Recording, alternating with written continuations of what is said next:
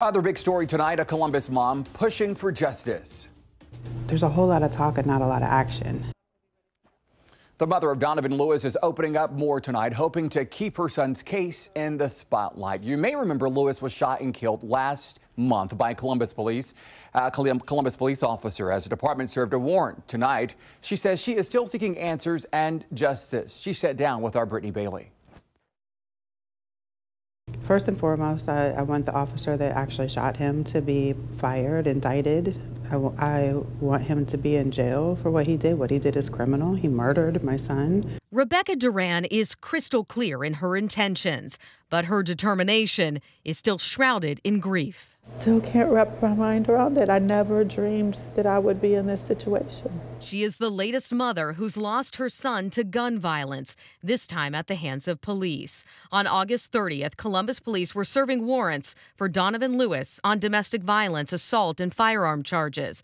Body camera footage shows officers shouting warnings from outside his bedroom door. Before the door opens, Lewis sits up in bed, and Officer Ricky Anderson quickly fires a deadly shot. They were supposed to provide him with aid, and that wasn't done for over 6 minutes. I mean, who knows? I'm not a medical professional. I don't know whether or not he could have been saved, but we'll never know. We should note a 10 TV review of the body camera footage shows the time before officers rendered aid was roughly 3.5 minutes, but it was more than 7.5 minutes after the shooting when Lewis was loaded into an ambulance.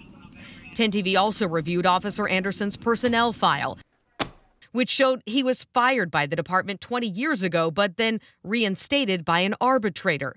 It also revealed 9 times where his use of force was considered outside of policy.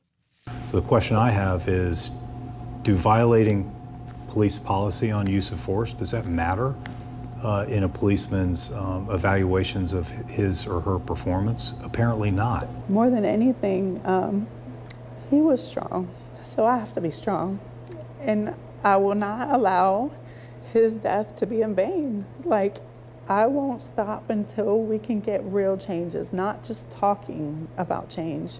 I'm done talking. It's time for action. And if I have to devote the rest of my life to that, that's what I will be out for. Now, going back to that timeline on rendering aid, I just got off the phone with the Lewis family attorneys. They say they are going to go back and review that body camera footage again, but they say bottom line here, no time should have elapsed before helping Donovan Lewis.